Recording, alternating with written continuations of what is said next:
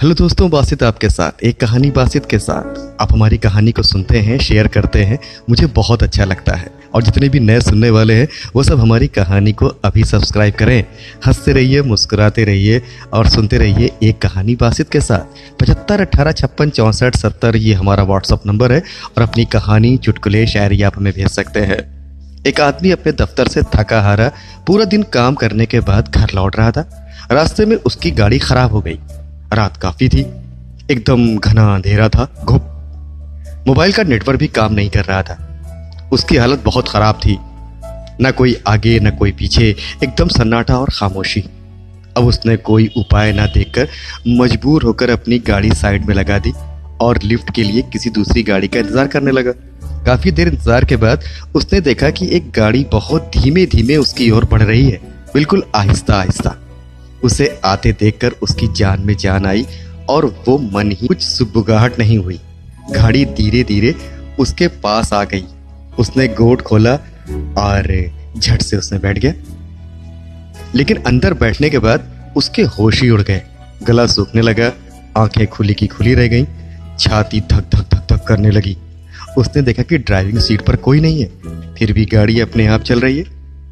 एक तो रात का अंधेरा, ऊपर से खौफनाक दृश्य। उसको समझ में नहीं आ रहा था कि क्या करें, बाहर निकल जाएं या यहीं बैठे रहें। तभी देखा उसने कि रास्ते में एक मोड़ आ गया और तभी दो हाथ आए साइड से और स्टीयरिंग घुमा दिया और गाड़ी मुड़ गई और फिर झट से दोनों हाथ गायब हो गए।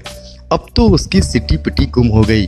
भूत, प्रेत, पिशाच, चुड़ैल और खतरनाक डायन के भय से उसने झट से मन ही मन हनुमान चालीसा पढ़ना शुरू कर दिया और फिर अंदर चुपचाप छिपकर रहने में ही अपनी भलाई समझी।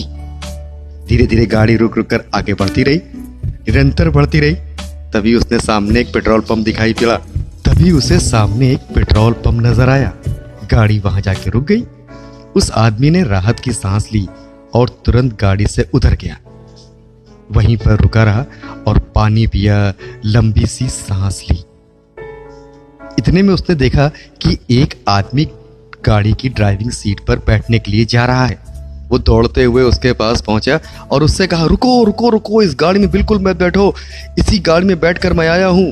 इसमें बहुत खतरनाक भूत व प्रेत है जो दिखता नहीं है, लेकिन गाड़ी अपने आप चलती है। उस आदमी ने उसके गाल पर झन्नाटेदार थप्पड़ मारा और कहा, अरे तू कब बैठा रहे इसमें? तभी मैं सोचूं कि गाड़ी अपने आप कैसे इतनी भारी हो गई। ये मेरी गाड़ी है, पेट्रोल बीच में खत्म हो गया था, इसलिए 5 किलोमीटर इसे धक्का मारते हुए ला रहा हूं और जहां मोड़ था वहां से अपने हाथों को अंदर करके स्टीयरिंग मोड़ लेता था। ओ, ये बात जब समझ में आई उस आदमी को तो सोचिए उसका क्या हाल हुआ होगा। इसी तरीके से मजेदार कहानियां, चुटकुले, शायरी सुनने के लिए अभी सब्सक्राइब करें एक कहानी बासित के साथ, ओनली ऑन यूट्यूब पे। हंसते रहिए, मुस्कुराते रहिए।